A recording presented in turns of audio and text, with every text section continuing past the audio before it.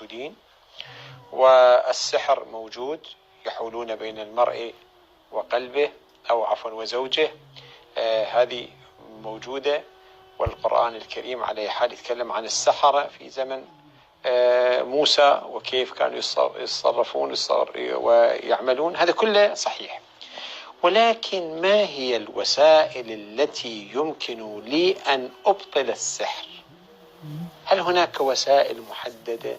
هل هناك قضايا موثوق بها؟ هذا لا نستطيع أن نقول فيه شيئا، ما عندنا. وإحنا كلامنا اليوم كل واحد يتكلم تخصصه، ما عندنا علم في أنه شلون نفتح هذه العقد. رب العالمين وجهنا على أي حال في القرآن الكريم أنه تعوذوا بي. بسم الله الرحمن الرحيم، قل أعوذ برب الفلق من شر ما خلق. من هو الشر؟ الشياطين والجن الفاسد والسحرة والفاسدين، من شر ما خلق، ومن شر النفاثات في العقد، هذا يعقدها وينفخ، هي هذه من السحر. من شر النفاثات في العقد، ومن شر حاسد إذا حسد.